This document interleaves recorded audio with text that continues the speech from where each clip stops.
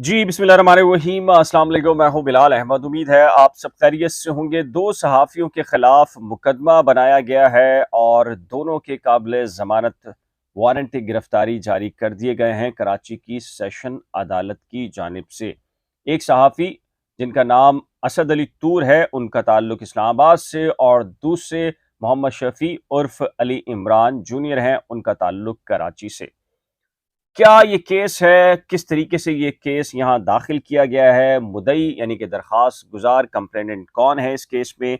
और इस केस में भी गूंज सुनाई दी है पाकिस्तान तहरीक इंसाफ के सरबराह इमरान खान की कोई ऑडियो वीडियो लीक को डार्क वेबसाइट पर डालने का कोई इल्ज़ाम है, और उसकी कोई ट्वीट है और फेसबुक के ऊपर राइटअप है।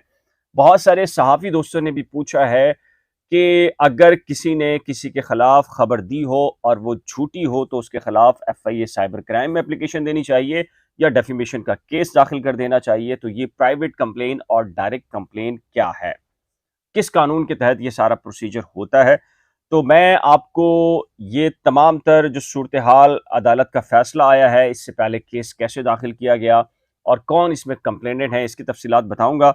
और ये प्राइवेट कंप्लेन है 4597/2022। मोहम्मद एहसन रजा साहब हैं, इन्होंने असद अली तूर और मोहम्मद शफी उर्फ अली इमरान जूनियर के खिलाफ ये प्राइवेट कंप्लेन दाखिल की है। ये प्राइवेट कंप्लेन क्या है, पहले मैं आपको डिटेल के साथ बताता हूं।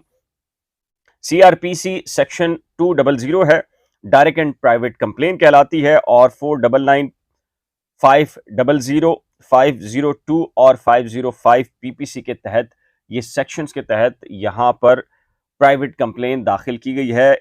एडिशनल डिस्ट्रिक्ट एंड सेशन जज 4 ईस्ट की ये अदालत है। पहले मैं आपको बता देता हूं जी, इस केस से पहले आपको ये प्राइवेट कंप्लेन के बारे में बता देता हूं कि जी ये एक गलत फहमी है कि सिर्फ और सिर्फ खबर गलत होने पर या किसी के खिलाफ खबर चलाए जाने के ऊपर सिर्फ एफआईए साइबर क्राइम और डेफिमेशन के केसेस का ही दायरे कार आता है। पाकिस्तान में चूंकि मेरा ताल्लुक जंग अखबार से रहा, जियो ग्रुप से रहा, और मैंने 10-11 साल वहां काम किया, तो मैंने देखा है कि पाकिस्तान में 4 से 5 बड़े मीडिया और बिजनेस टाइकून एक दूसरे के खिलाफ, ज़ाहिर है कि एक दूसरे से चपकलिशें होती हैं, इख्तलाफात होते हैं, या आपको पता है कि एक दूसरे के राइवल ग्रुप्स होते हैं, तो वो एक दूसरे की वो चीज़ें जो कि गलत बहनी पर मबनी होती हैं मुबैना तौर पर, उसको चैलेंज करते हैं। ये मैंने प्रैक्टिस देखी है अब तक।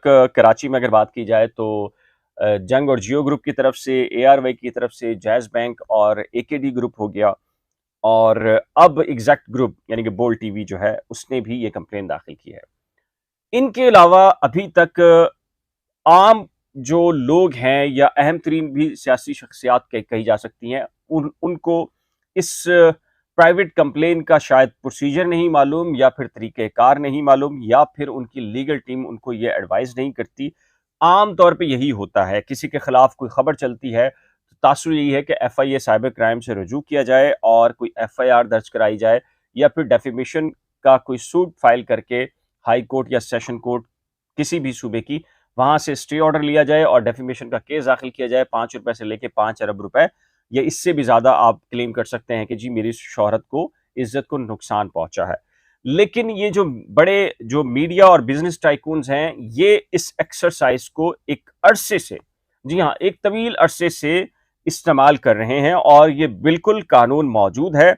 और ये प्राइवेट कंप्लेन सीआरपीसी पीपीसी के तहत ये फाल करती है। मैं आपको बताऊं कि मुबश्शिर लुकमान हो, या आप इससे पहले पाकिस्तान के टॉप जो एंकर कह लीजिए, जिसमें मोहम्मद मालिक भी हैं, रऊफ क्लासरा भी हैं, आमिर मतीन भी हैं, बहुत सारे लोग हैं, ये सब इन प्राइवेट कंप्लेंट्स के अंदर बाकायदा आते रहे हैं और आ भी रहे हैं। मुबश्शिर लुकमान के तो पिछले दिनों वारंट भी जारी हुए हैं। इसकी इसकी वजह क्या है कि ये जो मीडिया टाइकून्स हैं या बिजनेस टाइकून्स हैं, क्यों दाखिल करते हैं एफआईए साइबर क्राइम या फिर सू यानी कि सूट फाइल क्यों नहीं करते डेफेमेशंस के? उसमें यह है कि एफआईए से रुजू करे कोई फरीक या फिर डेफेमेशन का केस दाखिल करे, तो उसमें जिसके खिलाफ केस होता है वो सुकून से बैठा होता है। ये मैं बड़ी आपको लॉजिक बता रहा हूं इसके कि क्यों इस तरफ जाते हैं लोग प्राइवेट कंप्लेन की तरफ।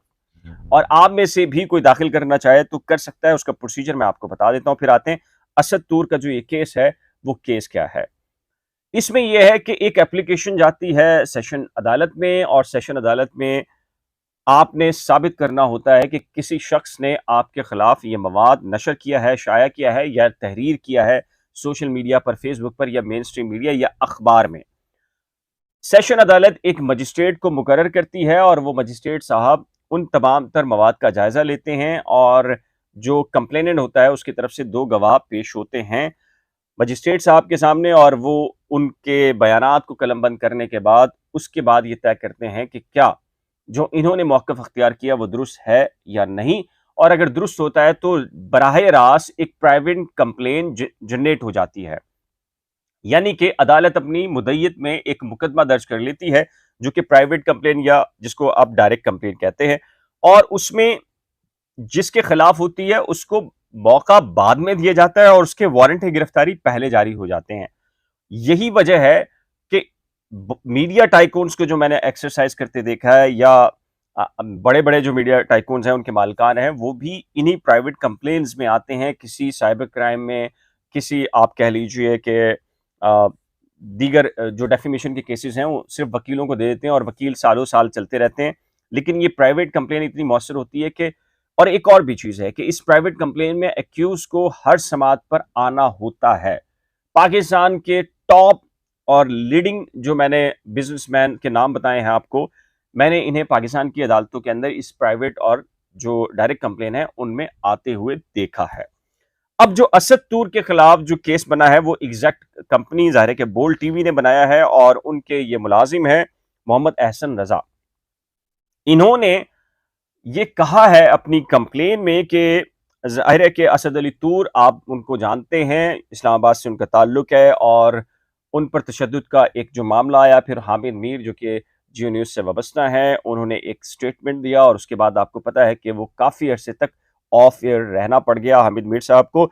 तो असद अली तूर ने अपना यूट्यूब चैनल लॉन्च किया है और उस पर इन कंप्लेनेंट के मुताबिक 8 सितंबर को उन्होंने एक वीडियो अपने यूट्यूब चैनल के ऊपर नशर की और अपलोड की, जिसमें उन्होंने ये मौक़िफ़ अख्तियार किया और ये दावा किया कि जो एग्जैक्ट कंपनी है उनकी जो ये मुलाजिम है मोहम्मद एहसन रजा, उन्होंने पाकिस्तान तहरीक इंसाफ के सरबराह इमरान खान की एक कोई वीडियो है, ऑडियो है, उसको डार्क वेब के ऊपर अपलोड किया है, और इस सिलसिले में जो मोहम्मद एहसन रजा साहब हैं इनको पाकिस्तान के खुफिया इदारों ने बाकायदा गिरफ्तार और हिरासत में भी ले लिया है।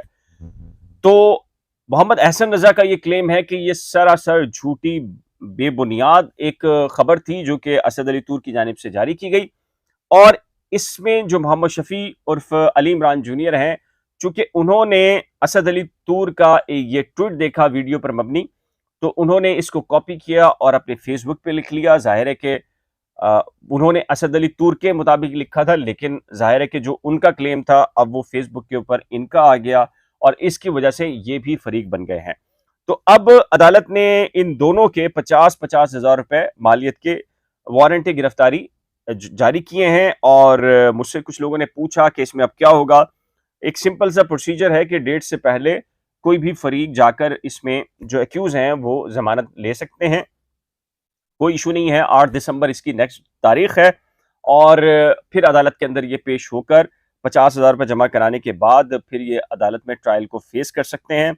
अब जाहिर है कि कौन सा फरीक कितने दलाइल देकर अदालत को मुतमईन करता है, ये जाहिर है कि अदालत के ऊपर मुनहसर होता है, और जो जो दोनों पार्टीज होती हैं उनकी लीगल टीम की सलाहियत के ऊपर होता है। तो ये एक खबर थी, कई लोगों ने मुझसे पूछा, और ख़ासकर प्राइवेट कंप्लेन और डायरेक्ट कंप्लेन के बारे में बहुत सारे लोग ये थे कि जी वारंट कैसे गिरफ्तारी जारी हो सकते हैं। जी हाँ, बिल्कुल ये कानून मौजूद है, और चूँकि आम नहीं है, सिर्फ चंद लोग या चंद बड़ी अहम तरीन शख्सियात या इदारे ही इसको एक्सरसाइज करते हैं, तो ज़ाहिर है कि एक बड़े मीडिया ग्रुप से उनका ताल्लुक था मोहम्मद एहसन रज़ा का, तो उन्होंने इसको अवील किया है, और 2 जो सहाफ़ी हैं उनके खिलाफ मुकदमा दर्ज किया गया है। जो भी इस केस में अगली अपडेट होंगी तो इंशाल्लाह कोशिश करूँगा कि अगले व्लॉग में आपको ज़रूर बताऊँ, आगाह करूँ इस सिलसिले में। आपकी राय क्या है? अपनी कीमती राय का इज़हार नीचे दिए गए कमेंट सेक्शन में ज़रूर तहरीर कीजिएगा। अगर आपने करंट अफेयर्स विद बिलाल और नई खोज को अभी तक सब्सक्राइब नहीं किया तो बराए करम सब्सक्राइब, वीडियो को शेयर, लाइक और बेल आइकन को लाज़िम प्रेस कीजिएगा। खुदा हाफ़िज़।